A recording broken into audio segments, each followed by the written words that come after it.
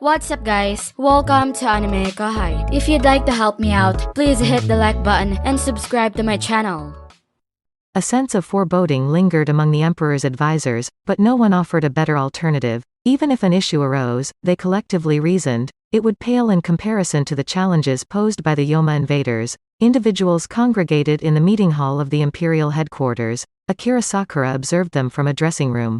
This headquarters served as the supreme high command for the Emperor, overseeing both the Imperial Army and Navy, the two branches of the Empire of Japan's conquest's military. These branches were under the leadership of the ministers of the Army and Navy, respectively, obligated to attend meetings of this nature. While they could delegate a representative, such a choice was seldom made, seen as a slight against the Emperor. Throughout the recent days of conferences, the primary focus had been on presenting updates on the current state of affairs. The decisive battle in the Great South Sea concluded with a significant defeat for the Imperial Navy. The fate of the survivors remained uncertain, a matter both branches were diligently investigating. However, the army seemed somewhat detached, treating the situation as if it were someone else's predicament. They argued their incapacity to deploy in water, but Akira Sakura perceived it as a failure to grasp the gravity of the threat. Foolish, he thought. Now is not the time for internal competition for glory. Yet, as Emperor, expressing such sentiments was beyond his prerogative. With the immense authority vested in him, his words held significant weight. While he could freely express himself in private, the public arena demanded careful consideration of every uttered word. At present, an army officer present was loudly expressing his distress, oblivious to Akira Sakura's internal turmoil. Who do you think you are? How dare a woman intrude upon this revered Imperial Assembly? Akira Sakura anticipated this, sensing a headache approaching. Individuals with inflated pride and limited talent, incessantly fixated on etiquette and hierarchical standings. It was inevitable that an incident like this would occur. However, introducing Velgrynd personally at the meeting, as all his advisors concurred, would have led to even more severe repercussions. Thus, Akira Sakura entrusted the task to Tensei. As expected, these men with more hormones than brains are complaining, even though she dispatched them if provoked, and likely level the capital while she's at it. Akira Sakura released a profound sigh. It seemed that anyone embodying Rudra's soul was destined to grapple with Velgrynd throughout their lives. Are you referring to me, by any chance? Do I need to clarify for you? You fool. This is exactly why— Abruptly, the officer's harsh voice fell silent. In a movement quicker than anyone could comprehend, Velgrynd seized the man by his collar and forcefully inserted the barrel of a handgun into his mouth. It might be different, she remarked with a slight smile. if we were engaged in combat with swords and lances as in the past. However, in this era, where a single pull of the trigger can end a life, I don't believe gender matters much. What's crucial now is analyzing situations and making composed, rational decisions, refraining from letting emotions dictate. If you persist with such behavior, do you truly deserve to be here? Even if the man could have bested Velgrynd initially, the sight of a gun, a universally recognized symbol of violence, ignited chaos in the meeting hall. Hey! Release the Chief of Staff! Guns are forbidden here, security. Someone summon the palace guard. Velgrynd chuckled, dismissing their concerns. Why are you all making a fuss over a little toy? You claim to be honorable Imperial soldiers, yet act like this? Several individuals, upon hearing this, reddened with anger, openly glaring at Velgrynd. Disregarding them entirely, she flung the Chief of Staff down, aimed the toy handgun at him, and squeezed the trigger. A burst of water struck him squarely in the groin. Ha ha ha ha. Seems like you've had an accident, huh? Better head home and change. How dare you? The Chief of Staff now trembled in embarrassment. However, as he met Velgrynd's gaze, his voice faltered. Her eyes instilled terror in him, conveying a clear message that any further childish behavior would lead to his demise. A pallor washed over his face. Ha ha ha ha ha! My apologies. I let my emotions get the best of me. Yes, these water guns really take me back. I feel like a child again. Much more composed now. Oh, well, that's reassuring.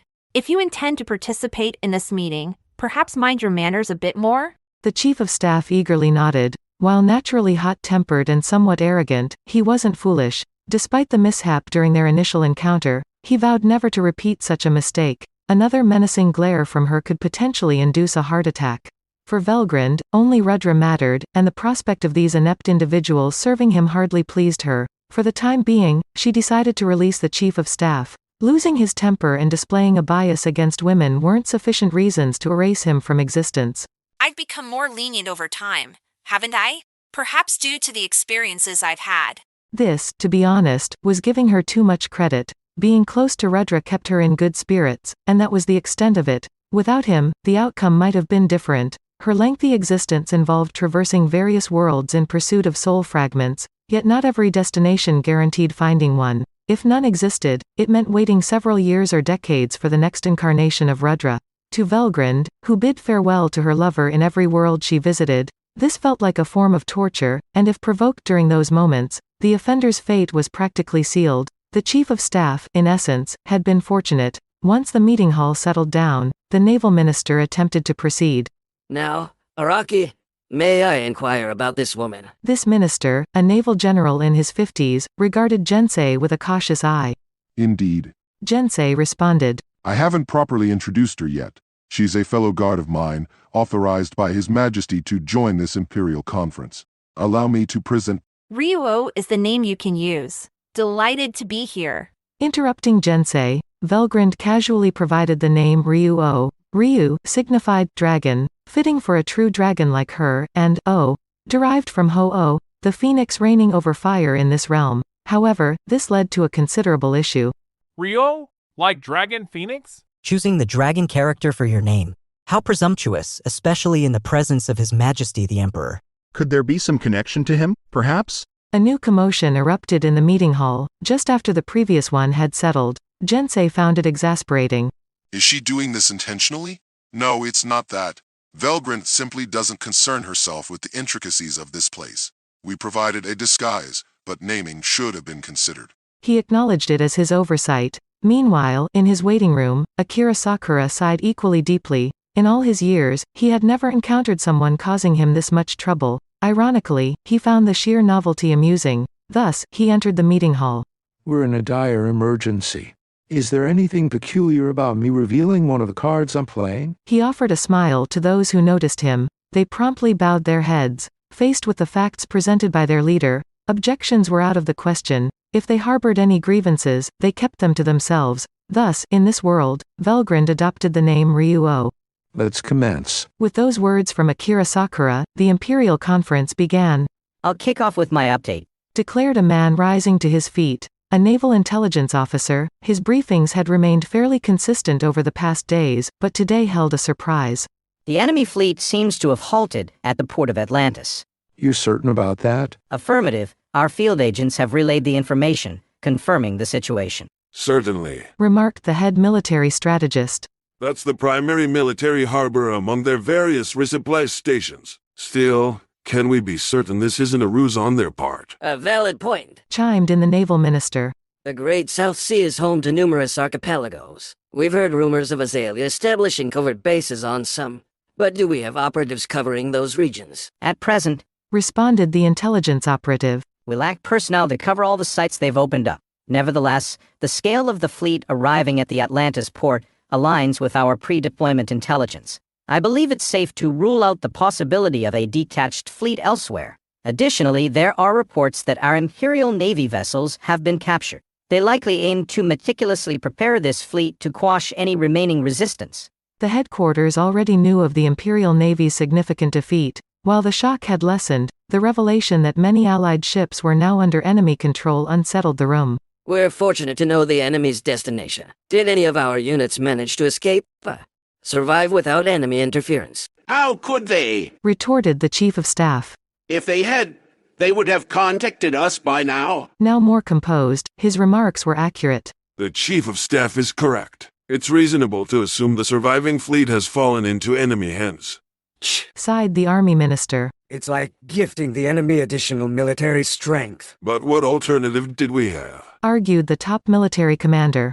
We faced Yoma, an entirely unknown adversary. Even if I had been present, the outcome would likely have been the same. Yes. My apologies. I didn't mean to discredit the Navy in saying that. It's just genuinely frustrating. Your apology is fully accepted. We're all equally frustrated by this. The tension in the meeting hall was palpable. It marked the Empire's most significant crisis in history. Their supposedly strongest force in the world had been neutralized by the enemy fleet. Moreover, a considerable number of their ships, including the latest and most advanced, were now in the hands of the enemy. Unprecedented peril enveloped the room, fostering anxiety and concern among those in attendance. Complaining was futile, yet entirely human to desire. The head commander needed to exhibit greater maturity to prevent further upheaval during this meeting. In the midst of a slightly calming atmosphere, Akira Sakura seized the opportunity to speak. Does this imply, he inquired, that our Imperial forces were captured? The query stirred unease among the naval officials. These were esteemed soldiers, many of whom they knew personally. Their apprehension was only natural. These soldiers were crucial allies to the ground forces, and their fate held significant implications for the military's future. In a typical war, international conventions would ensure the safety of prisoners, but with unknown invaders, such assumptions could crumble. If things followed the usual course, then well and good, but if not, all eyes turned to the intelligence officer. Well, what's the answer? Won't you enlighten us? The hesitant officer, under his superior's rebuke, finally spoke up. According to eyewitnesses, he said, the troops and officers of the Imperial Navy are operating the captured ships. Some enemy troops were observed among them, but in minimal numbers, and they weren't posing any threat to our forces. It seemed as if our troops had defected in the war. Understanding the officer's hesitation now, everyone, including Akira Sakura, grasped the gravity of the situation. It was inconceivable for their brave soldiers to abandon their duties so easily, let alone defect en masse. How do we explain this to Kondo and others who risked their lives? Minamoto's subdued muttering reverberated through the silent hall. Everyone present clung to the belief, or rather, the hope, that their comrades had fallen under the influence of the Yoma. Velgrynd swiftly validated this.